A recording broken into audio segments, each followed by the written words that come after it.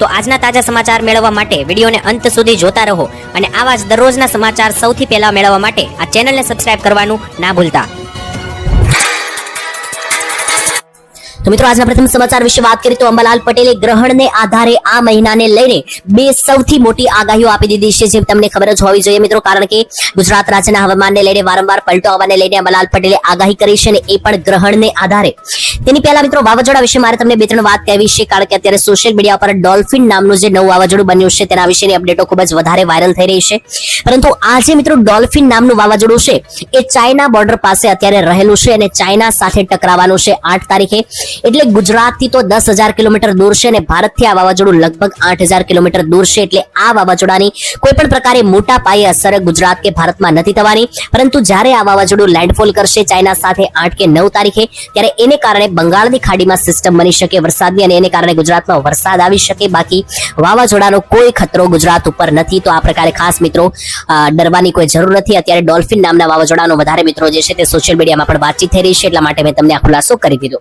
હવે મિત્રો અંબાલાલ પટેલની આગાહી ઉપર ધ્યાન દઈએ તો હવામાન જાણકાર અંબાલાલ પટેલે ખાસ જણાવ્યું છે કે ઓગસ્ટ મહિનો એટલે કે આજે ચાલુ મહિનો છે, આ મહિના દરમિયાન બે મહત્વપૂર્ણ ગ્રહણ આકાશમાં સર્જાવા જઈ રહ્યા છે. જે મિત્રો ગ્રહણો જોવા મળશે, આ ગ્રહણોની અસર માત્ર સ્થાનિક જ નહીં પરંતુ વિશ્વના હવામાન ઉપર પડશે, વૈશ્વિક લેવલ ઉપર જોવા મળશે. ખગોળીય દ્રષ્ટિએ આ સ્થિતિ વાતાવરણમાં મોટા ફેરફાર લાવશે, જેના પરિણામે ગુજરાત રાજ્ય સહિત દેશના અન્ય ભાગોમાં પણ પવનની દિશા અને ભેજનું પ્રમાણ બદલાશે. 8 થી 15 તારીખ દરમિયાન રાજ્યમાં વરસાદ જોવા મળશે, ફરી એકવાર વરસાદી વાતાવરણ જોવા મળશે તેવું અંબાલાલે કહ્યું. સાથે મિત્રો અંબાલાલ પટેલે જણાવ્યું છે કે 8 ઓગસ્ટથી મેઘરાજા ફરીથી સક્રિય થશે અને વરસાદનો નવો રાઉન્ડ ગુજરાતમાં શરૂ થશે અને 15 તારીખ સુધી ચાલશે. મોટા ભાગના વિસ્તારોમાં વરસાદી ઝાપટા તથા ધોધમાર વરસાદ આ સમયગાળા દરમિયાન પડી શકે તેવી પણ મિત્રો અંબાલાલ પટેલે આગાહી આપી. ત્યાર પછી મહત્વના સમાચાર વિશે વાત કરીએ તો સાવધાન થઈ જજો, ડ્રાઇવિંગ લાયસન્સ રદ થઈ શકે. સૌથી મોટા સમાચાર આવી રહ્યા છે લાયસન્સને લઈને. ત્યારે જો મિત્રો ટ્રાફિક નિયમો અને ચલાણના વિશે તમને ના ખબર હોય તો આ બધા જ નવા નિયમો કે જે 2026માં બન્યા છે એના વિશે પૂરેપૂરી માહિતી તમારે હોવી જોઈએ. અને જો આ માહિતી તમારી પાસે સરખી નથી તો મિત્રો તમારું ડ્રાઇવિંગ લાયસન્સ પણ રદ થઈ શકે. તો જો મિત્રો તમે વાહન ચાલક છો, વાહન ચલાવો છો રસ્તા ઉપર, એ પછી 2 વ્હીલર હોય, 4 વ્હીલર હોય, રિક્ષા હોય કે ટ્રક હોય કે ખટારો હોય કે બસ હોય, કોઈ પણ વાહન તમે ચલાવો છો ભારતના રસ્તા ઉપર, એટલે આ બધા નિયમો વિશે તમને ખ્યાલ હોવો જ જોઈએ. ભલે પછી તમે 2 વ્હીલર ચલાવતા હોય, જો તમે ટ્રાફિક ચલાણને માત્ર દંડ ભરીને પૂરું થઈ જવું બાબત સમજતા હો તો સાવધાન થઈ જજો. એવું નથી કે મિત્રો તમારા જે ટ્રાફિક ચલાણ આવ્યા તો દંડ ભરીને તમે છૂટી ગયા, પરંતુ આને કારણે મિત્રો વર્ષો લાગુ થયેલા નવા નિયમો હેઠળ વારંવાર ટ્રાફિક નિયમ તોડવો અને તમને મોંઘો પડી શકે. કારણ કે તમે ટ્રાફિક નિયમ તોડો છો, તમારું ચલાણ બને છે, તો એવું નથી કે માત્ર પૈસા ભરીને તમે ચલાણ ભરીને છૂટી જશો, પરંતુ જે નિયમ છે ખૂબ જ આકરા છે.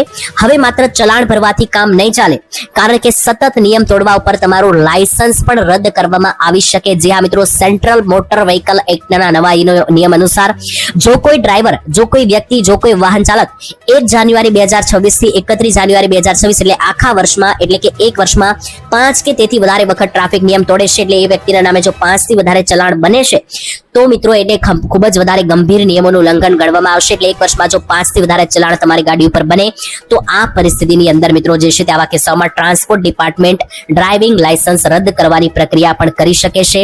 જો કે અંતિમ નિર્ણય જે છે તે સંબંધિત રિજનલ ટ્રાન્સપોર્ટ ઓફિસ એટલે કે આરટીઓ કરશે અને કાર્યવાહી પહેલા ચાલકને પોતાના પક્ષ મૂકવાની તક પણ આપવામાં આવશે. એટલે સીધો ફેસલો લેવામાં નહીં આવે, આ પ્રકારે મિત્રો જે છે તે નિરીક્ષણ કરવામાં આવશે, પરંતુ ખાસ સાવચેતી રાખવી. જો તમારા ચલાણ વારંવાર બનતા હોય તો ચેતી જજો. 5 થી વધારે ચલાણ બનવા એ ખતરાની ઘંટી બની શકે, લાયસન્સ પણ રદ થઈ શકે.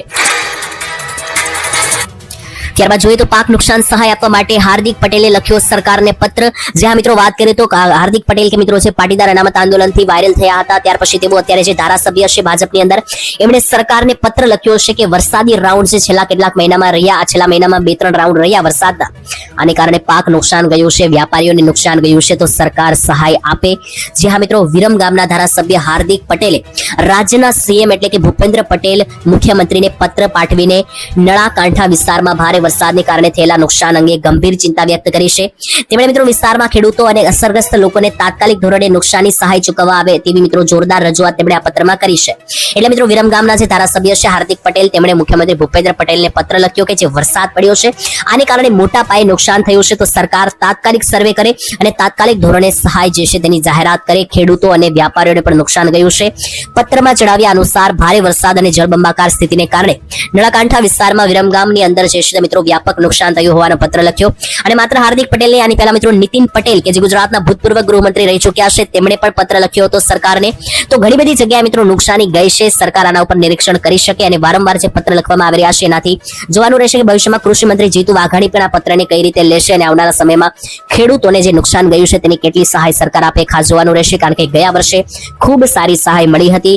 10,000 કરોડનું રાહત પેકેજ ગયા વર્ષે ભારે વરસાદની સ્થિતિને કારણે આપવામાં આવ્યું હતું, પરંતુ હવે આ વર્ષની શું પરિસ્થિતિ છે ખાસ આગામી સમયમાં જોવાની રહેશે.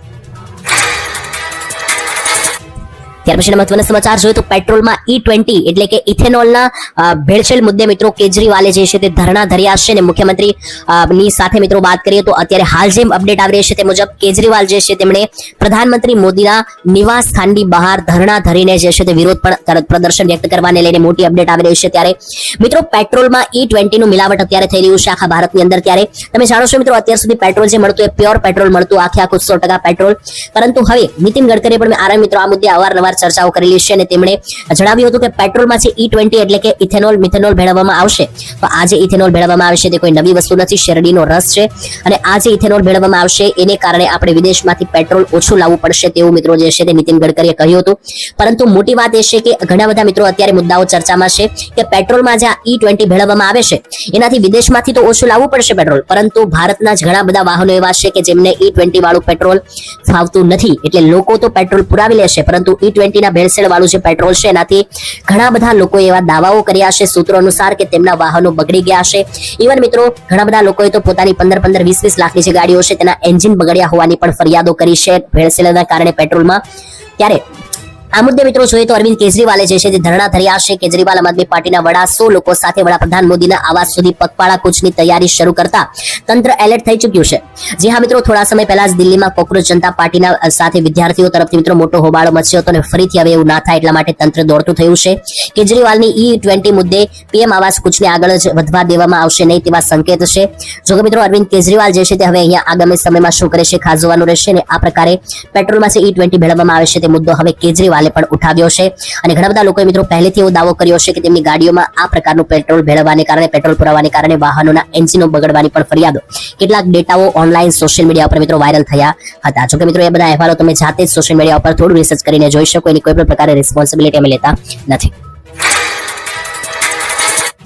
ત્યાર પછીના મહત્વના સમાચાર, લોન બની ગુજરાત માટે ચિંતાનો વિષય. જી હા મિત્રો, ગુજરાત રાજ્યમાં લોનને લઈને સૌથી મહત્વપૂર્ણ સમાચાર આવી રહ્યા છે. ગુજરાતના વિકાસને લઈને મિત્રો લોન જે છે તે ગુજરાત ઉપર લગાતાર ચિંતાનું ભારણ બની રહ્યું છે, કારણ કે આંકડાઓ દર વર્ષે વધતા રહ્યા છે. વર્ષ 2024 ની વાત કરીએ તો વર્ષ 2024-25 ગુજરાતનું દેવું વધીને 4.5 લાખથી ઉપર 4.5 લાખ કરોડ સુધી પહોંચ્યું હતું. વિકાસના નામે મિત્રો સરકારી જે છે તે મિત્રો આંકડાઓ લગાતાર દેવાના લોનના વધી રહ્યા છે. અને મિત્રો ઘણા બધા આંકડાઓ તો એવું પણ જણાવી રહ્યા છે કે ગુજરાતની અંદર ખેડૂતોની વાત કરીએ તો પ્રત્યેક ખેડૂતોના ઉપર 56,000 રૂપિયાનું દેવું આવે છે. અને આમ જોવા જઈએ તો દરેક લોકો ઉપર મિત્રો જોવા જઈએ તો ઘણું બધું દેવાના આંકડાઓ વધી રહ્યા છે ગયા વર્ષો કરતા. તો આ એક સૌથી મોટી ચિંતાની વિષય બન્યો છે. આની પાછળ 3 થી 4 મોટા કારણો છે. પહેલા તો ખેડૂતો જે લોન લઈ રહ્યા છે, જે લોનનો આંકડો વધી રહ્યો છે, એની પાછળ એક કારણ છે કે છેલ્લા ઘણા બધા વર્ષોથી કુદરતી આપત્તિઓને કારણે ખેડૂતોના પાક બરબાદ થઈ રહ્યા છે, અથવા તો સારા પાકના ભાવ ન મળવાથી પણ ખેડૂતોને પૈસાની જરૂર પડે ત્યારે ખેડૂતો લોન તરફ આગળ વધતા હોય છે. બીજા નંબરે સામાન્ય લોકોનો લોનનો આંકડો જે વધી રહ્યો છે એનું કારણ છે કે અત્યારે નાની મોટી વસ્તુઓ માટે પણ લોકો લોન લેતા થયા છે.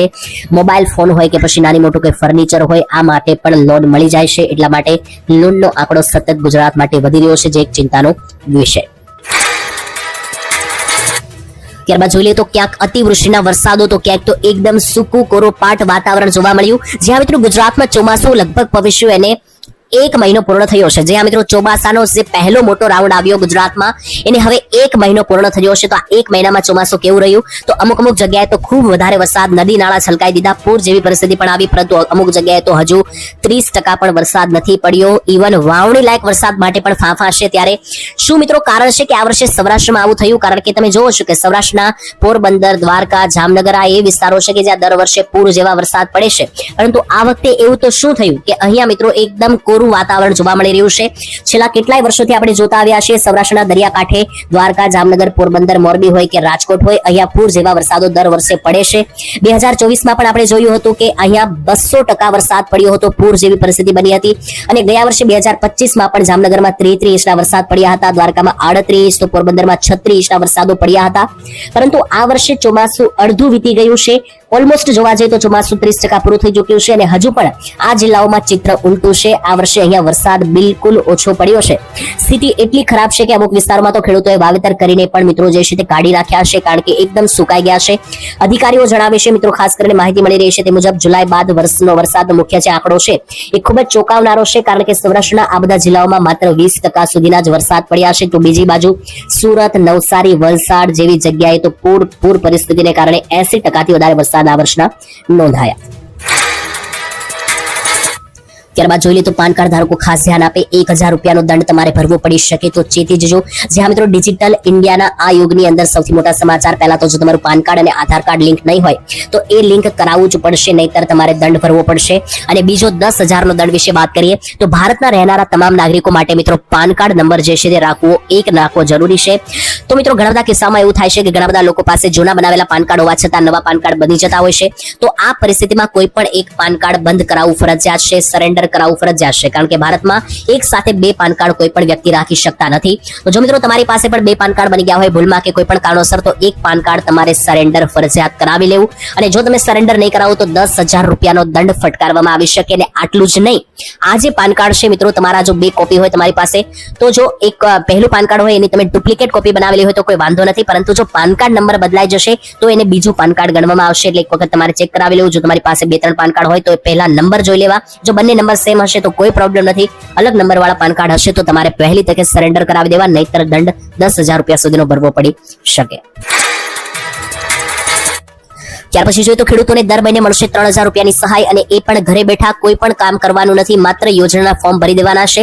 જે હા મિત્રો, આ યોજના ખેડૂતો માટે એટલી બધી જરૂરી, કારણ કે ખેડૂતોને ખાસ પૈસાની જ્યારે જરૂર હોય છે ત્યારે ઘરે બેઠા સરકાર 3,000 રૂપિયા ખેડૂતોને આપશે અને વર્ષના ટોટલ 36,000 રૂપિયા આપશે. હું વાત કરી રહ્યો છું પ્રધાનમંત્રી કિસાન માનધન યોજના વિશે. માનધન યોજનામાં ખેડૂતોને થોડી ઉંમર પછી, એટલે જ્યારે ખેડૂતો ઉંમર લાયક થઈ જાય 60 વર્ષની ઉંમર પછી, ખેડૂતોને ઘરે બેઠા દર મહિને 3,000 નું પેન્શન પ્રધાનમંત્રી કિસાન સન્માન માન નિધિ યોજના અંતર્ગત આપવામાં આવશે. અને આ માનધન યોજના છે મિત્રો, પ્રધાનમંત્રી કિસાન માનધન યોજના. આ યોજનાની અંદર દર મહિનાના 3,000 નું પેન્શન થઈને વર્ષનું ટોટલ 36,000 રૂપિયા સુધીનું પેન્શન દર મહિને ખેડૂતોને જે છે તે મળવા પાત્ર થશે. અને એ પણ ખેડૂતોની જ્યારે 60 વર્ષની ઉંમર થાય છે ત્યાર હશે. ત્યાર પછી મહત્વના સમાચાર, તો માત્ર તમારું વીજળી બિલ જ માફ નહીં થાય, પરંતુ તમે સામેથી વીજળી બિલ માફ થઈને એમાં ઉપર કમાણી કરી શકશો. જ્યાં મિત્રો વીજળી બિલને લઈને સરકારે ગયા મહિને આગલા વર્ષે સૌથી મોટી યોજના લઈને આવી હતી, અને આ યોજનામાં સરકારને મોટી સફળતા મળી છે. હું વાત કરી રહ્યો છું પ્રધાનમંત્રી સૂર્યઘર યોજના વિશે. 75,000 કરોડના વિશાળ બજેટ સાથે શરૂ કરાયેલી આ યોજના છે, જેમાં ટૂંકા સમયમાં આ યોજનામાં ખૂબ જ વધારે સારું અનુમાન મળ્યું છે. 10 વર્ષમાં